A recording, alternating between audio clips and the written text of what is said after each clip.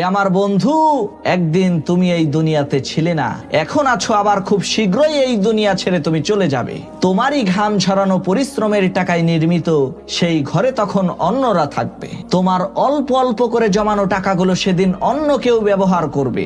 যদি সুন্দরী স্ত্রী রেখে যাও, তাহলে তোমার স্ত্রীকেও অন্য একজন বিয়ে করে নেবে। তোমার এই কমনীয় ত্বক, মজবুত বাহু আর সুদর্শন চেহারা সবকিছুকেই পোকামাকড় খেয়ে ফেলবে। ওই 3.5 হাত মাটির গর্তের মধ্যে তোমার নিথর দেহের শুধু হাড্ডিগুলো পড়ে থাকবে। ঘরের দেয়ালের কোনো এক জায়গায় হয়তোবা তোমার একটা ছবি ঝুলবে। কিছুদিন পর তোমার মা বাবাও তোমাকে ভুলে যাবে, তোমার স্ত্রী সন্তানও তোমাকে আর মনে রাখবে না। তারা তাদের নিজেদের কাজ নিয়েই ব্যস্ত হয়ে যাবে। হে আমার বন্ধু, তুমি মনে রাখবা, কেউ তোমার সাথে কবরে যাবে না, তোমাকে একলাই যেতে হবে। তাই মরণের প্রস্তুতি নাও।